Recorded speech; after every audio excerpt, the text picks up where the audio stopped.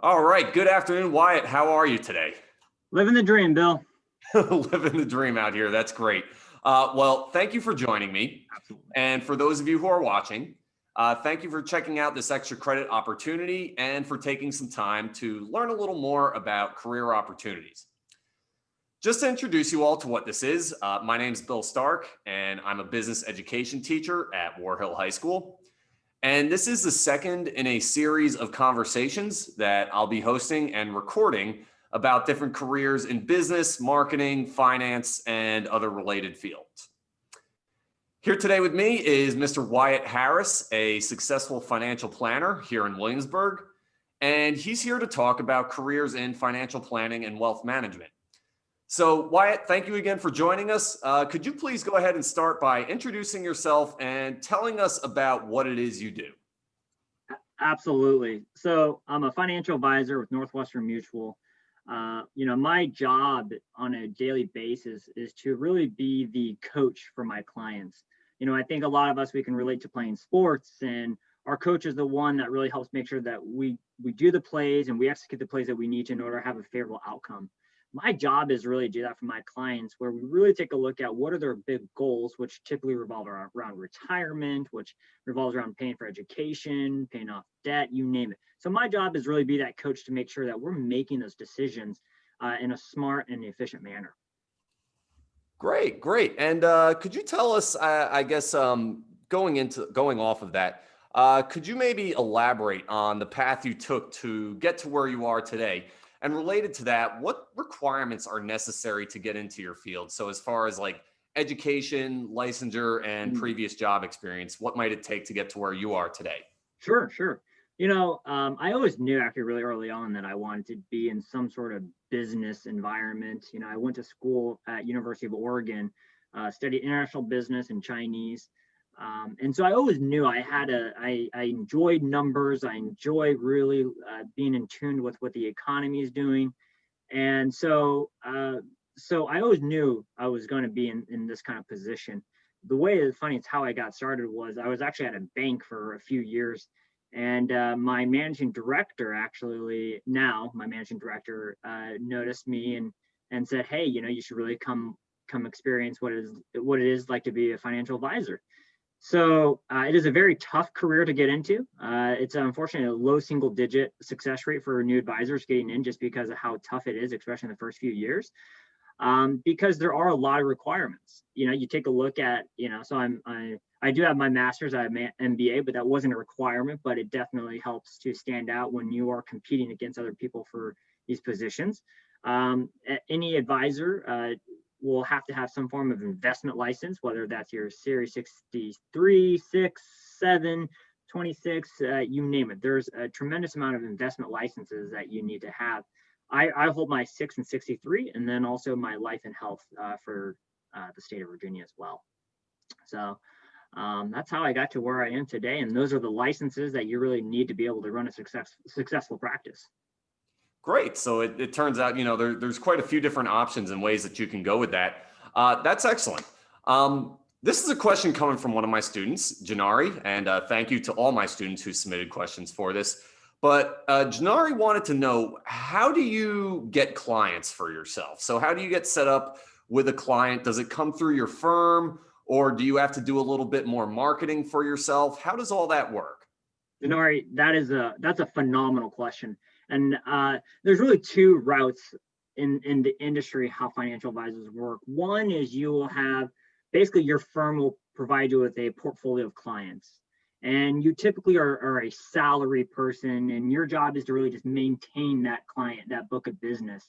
And so you don't have a lot of volatility. Typically the expenses and all that to run the practice is paid for by the company, and you're basically just acting as an employee.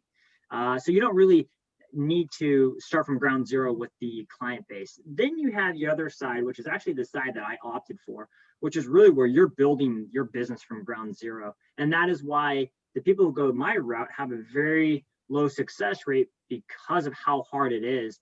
And so the way that I actually grew my practice is just by word of mouth referrals. A lot of people with Northwestern Mutual, I'd probably say almost 99% of the people Northwestern Mutual, the firm that I'm with, And we're a Fortune 100 company, so we're massive. About 99% of those people, they do not cold call, they do not buy names, they started from the ground zero. And so what makes that really tricky though is that every time I work with a client, my job is I need to make sure that I really understand their goals. I really understand what is going to be important for them and what keeps them up at night. So then we can really come with a comprehensive plan to the table to meet their needs. And then as we do that, they're going to see at the end of that meeting, wow, your team, Wyatt, did a phenomenal job in understanding my goals. Here, my folks are talking about retirement. Hey, my siblings are also thinking about retirement, or they have this, and then they introduce me. So we really have to earn their business, but we also have to be very forward and say, Bill, hopefully you enjoyed our conversation today. I really love to be able to connect with a few people that in your circle that really well who are just doing great things. And that's how I've grown my practice the last 4.5 years, is purely by word of mouth referrals. And in fact, I actually don't do a lot of marketing in terms of you won't see you won't see me on a billboard or any like flyers. My business has been 100% word of mouth referrals. All right. So what it sounds like is it's a lot of just putting yourself out there and then also doing a great job with the people that you have, and then that the business spreads that way. Absolutely. That's awesome. Janari had a second part to her question, and I don't know what you'll think about this. She asked, do you have to be good at math for your job? You have to be, that's a great question. I think when I think about that question, it just makes me think about, what people think we do versus reality, right? I mean, we've all seen movies where, they depict a certain wealth management advisor where they are quick on their feet with math and so forth. The reality actually is that you need to have some good comprehensive math skills to be able to do it on the fly and stuff like that. But I will tell you, I am not on a regular basis during a meeting calculating a percentage point or compounding interest on the fly during a meeting. That just rarely happens. Sure, you will have people that will ask for certain things, but math actually isn't probably one of the biggest things that you need to be strong at. You really have to be a strong communicator, and I think having a strong communication skills is actually more important than being good at math, because technology has allowed us to compute that math, that very intricate math problem for us. And so I think that's probably the biggest thing. Is more important is communication and being able to listen, more important than math. Great. So that was a great question though. Appreciate hearing that. Yeah. I mean, and it really boils down to communication and your understanding of others as well. I mean, just being able to listen, like you said, that's great.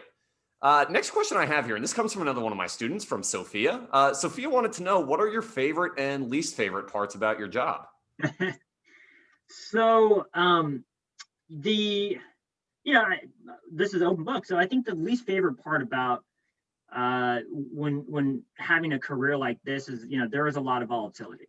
We can't control what the market does. And as we look at 2:12 p.m. on October 28th, the day that we are recording this, the market is in a very big drop. We've seen a pretty big drop in the last 3 days. So if you guys who are listening think back to this day, you will probably remember hearing from the news. If you looked, you may hear from your parents talk about it, family that's talked about how much their 401ks dropped. That is it is obviously really it's a humbling experience knowing that my job is to manage clients' retirement accounts. That money that they've worked so long to save for. My job is to make sure that it is managed the most appropriate way possible. And the crummy thing is I can't control what the market does or what the economy does. And so, it's sad though when you see someone who has $250,000 in their retirement account, and because something we can't control, the market goes down, they lose $30,000. Now, granted, it's going to come back up, but I think that is the part that I can't control. I think is the crummiest part. But Sophia, to answer your question on what is maybe some of the best parts I love about my job is I get to really build deep relationships.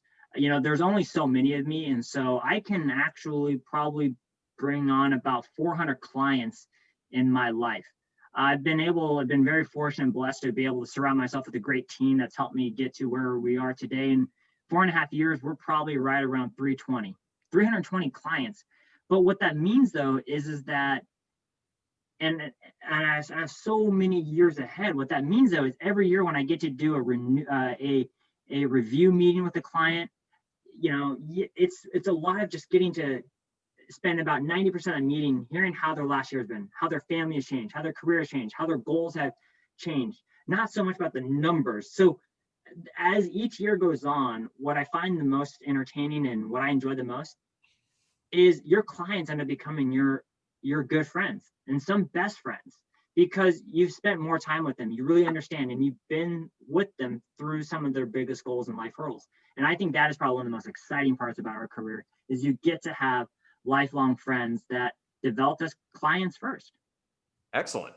So, and this might be a little related because you do the personal financial planning. Mhm. Outside of that, what other potential jobs might there be within this career field of wealth management and things like that? What related jobs are there? Oh, great question. So if we take a look at my team, so we have Emily Mernon, a local native of Williamsburg.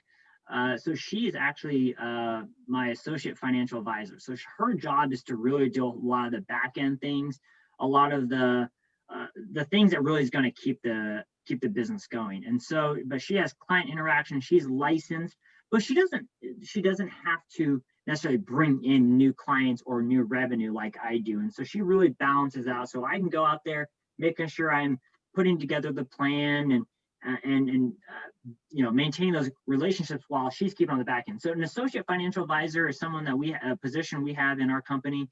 And then we also have director of planning. So I have a gentleman named Sean Connors on our team. So Sean is someone that, going back to Janari's question about being good at math, this guy is a math wizard. So Yeah. he's very, very good at math. He's very, very very smart with that end, and so he actually does a lot of the intricate details of our plan to really put together. My job is to come up with the 300-foot view on what do we really need to do, and what do I want this plan or this analysis to reflect. Sean then makes my vision and the client's goals and puts it into a nice packet that is really readable for the client. And so that position is out there. There's a lot of positions for people who don't maybe like that idea of being on the front lines, growing the business without risk. There are plenty of positions that you can be involved on the back end to grow a practice and quite frankly, pay very well. I would say the average director of planning, that Sean Connors I was telling you about is probably making anywhere between 80 to 90,000 a year. You take a look at people like the associate financial advisor, like Emily, you could be anywhere from 40 to 50, 60,000 and up. And those are fixed salaries. So those I'd say, are probably the most prominent. And then of course, to manage any Fortune 100 company, we have, IT to manage our websites. We have all the underwriting teams. So there's a lot of different positions within Northwestern Mutual students can participate in. Great. So it sounds a lot like that you can play to your strengths, find out what works for you. And also, if you said that you're kind of like the head coach and maybe those are some of your assistant coaches. Yeah. Oh, it's metaphor. You couldn't have said that better, Bill. Emily is by no doubt my assistant coach, and sometimes I think she's the coach. She really keeps the momentum moving forward, and she keeps me in line. So there's no doubt about that. Maybe more of the offensive coordinator than we'll say. There you go. Excellent. So shifting gears away from discussion on careers, and a couple of students had questions on personal finance. So they hear a lot from me, but it's great to hear from a professional in their case. Anyway, so starting with one of my students, Ryan, asked a question. What are some general monthly budgeting tips and rules that you would recommend for someone starting off on their own when they first become financially independent? Wow. Ryan, you said? Yes. Ryan, that was a phenomenal question as well. So for some good general guidelines for kids that are getting out of high school and then going into their first career or post-school, whatever that is, a really good thing I like to remember is 20-60-20. So meaning that if you just make if you make $100 on a weekend job, the idea is that 20% of that, so $20, you should put that into some form of savings, whether that's your savings at your bank, some sort of under your pillow, but put it into savings for a rainy day. 60% or $60 of that should go towards, maybe if you have if you borrowed money from your siblings, or if you have any loans, or if you have a credit card, 60% of that money should go towards that. And as you go through life, you're going to have rent, you're going to have mortgage. 60% of your income should be blocked off to cover those expenses. And then the last 20% is the fun money. I call that the discretionary. That's the money that Bill gets to go do whatever he wants to do with.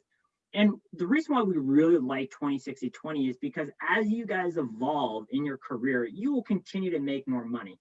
But the idea is that we want to make sure that we've built that muscle to save that 20% early on. And to bring another sports analogy back in, Bill, you may appreciate this. If I was to tell you to go run 10 miles today, you may be like, that's going to be a little tough. But if I was to say, hey, Bill, why don't you run a mile today, next week run 2 miles, and slowly build up so then your body gets accustomed to it, gets used to it. So then when that day does come in a month where you run that 10 miles, your body and your muscles are used to that. When it comes down to savings, I really harp with my clients. Savings is like building a muscle. It's not comfortable the first few times, but as you continue to do it, and the earlier you can start saving that 20%, the better off you're going to be long term. And so I think 20-60-20 is a great thing for a lot of students to always remember, because I think, and last thing I'll say to that, and working with clients, and my sister is guilty of this. This is what she does. She pays all her bills, so she pays her cell phone, pays her card loan, all that. Then she has fun with her girlfriends, buys her purse and all that stuff. And then at the end of the month, she doesn't have much to save, or she forgot to save it. So then she doesn't really have any savings. So we would rather say, save first, pay all your bills, then whatever's left, that's guilt-free money you get to do whatever you want to do with. So great question, Ryan. Yeah, when I get to the lesson I have on paying yourself first, I may take a snippet of that clip, and send that back to them, because there you go. Yep, that's one of the most important lessons that we have in class. Another personal finance question, and this one comes from Raina. Raina wanted to know, where should a young person start if they are interested in investing? Wow. Raina, that's a good question.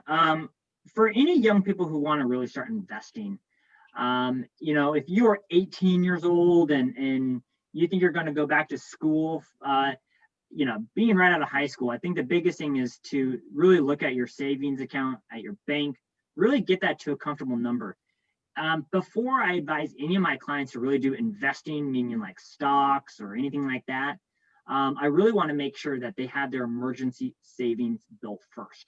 And so 3 months of your fixed expenses is typically what I want to see. So, Raina, if you have your own place and you're renting, or you have a house and to pay the rent and have the car and insurance and all that's $2,000 a month, then I want to see you have $6,000 in a savings account at your bank before I see you do any investments. And I have that same rule with my clients. I will not do investments until they have that requirement met, because it ends up helping them later down the road. But once you do have that, and Rand, to really answer your question, if you're looking at doing I think a lot of people have probably thought about buying stocks in like Apple or Tesla, the fun things that we hear, or Amazon every day. When you're doing stuff like that, and I would say make sure that you only invest the money when you do that kind of investments.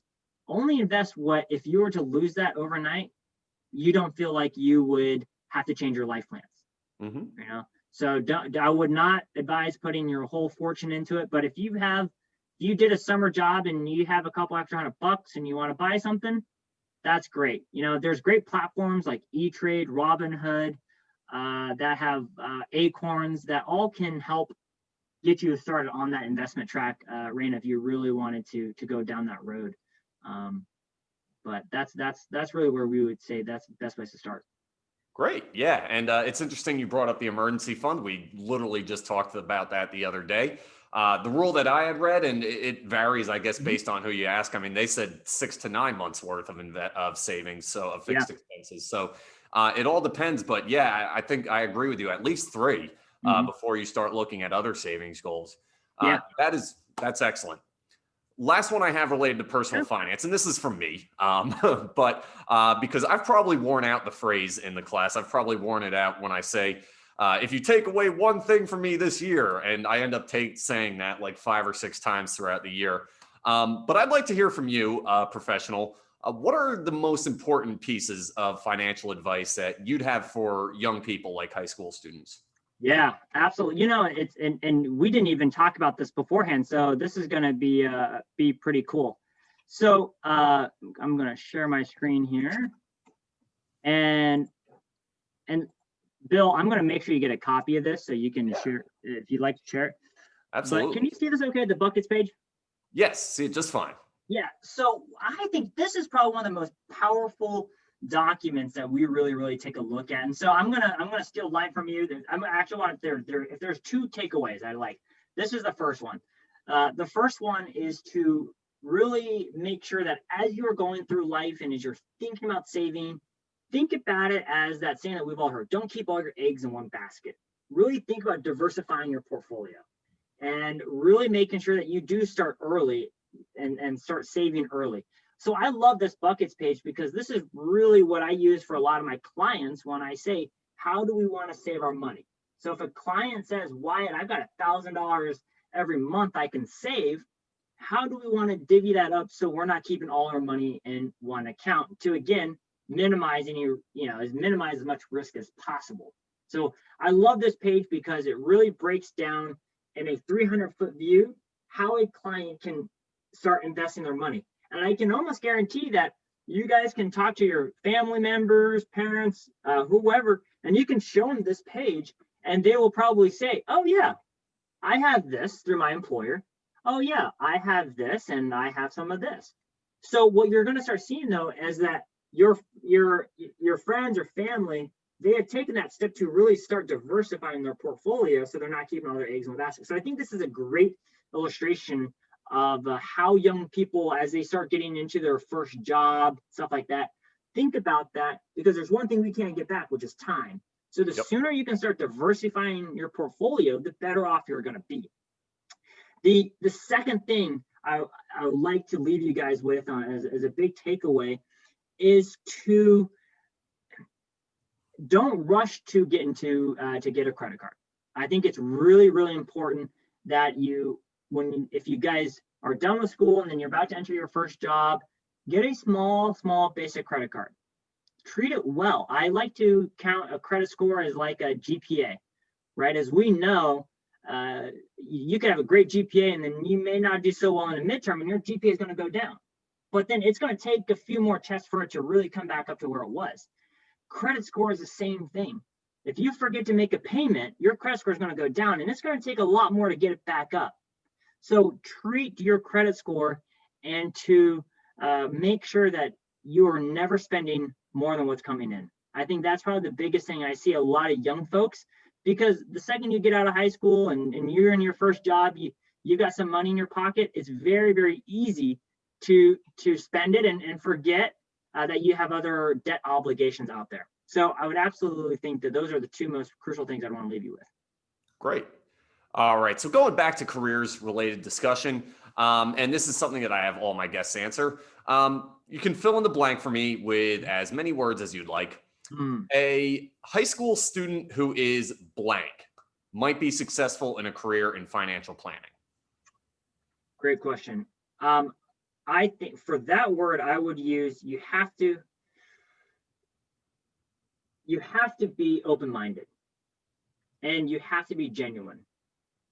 And this is probably one of the most humbling part, because if you can be genuine and you can be humble, and I say humble because I'm very blessed from what this career has been able to provide my family and I, but the humble part comes in where I am literally working with clients throughout their lives, and I'm basically telling them, if you trust me, we will be able to get you to retirement the way you want to.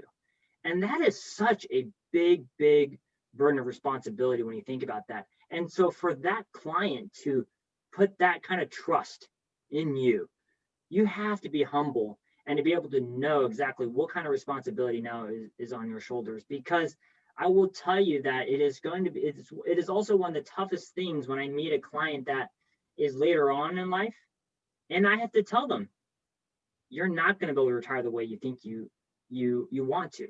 And here's the reason why. So I don't have a magic wand. I can't make every situation perfect for them. And so you really have to be humble. And I think if you can be humble, and I think if you can be, be strong in communication, you will absolutely kill it in our career, because that's all it really takes. Being humble and being able to communicate a message clearly, then you will do phenomenal in financial planning. Well, that is awesome. Wyatt, thank you again so much for joining me today. Before we go, is there anything else you'd like to share with the students watching? No, well, if any of you are in college, and when you guys do get to college, we do have an internship program. So feel free, Bill has all my information. So when you do get to, your second, third year in college, if that's a route and you think that this would be a fun career, we do have an internship opportunity. All right. Well, thank you again so much for your time and for your insights. And thank you to all the students who submitted questions and chose to watch this interview. You guys are doing yourselves a huge favor by exposing yourselves to as many career possibilities that are out there. It's really a great thing that you're doing. If you're interested in earning more extra credit, again, make sure you follow up the assignment with just a quick 200-word summary of what you learned from this interview. And otherwise, I will see you all back in class. Wyatt, thank you again. Absolutely, and guys. I hope you all have a great day. So long.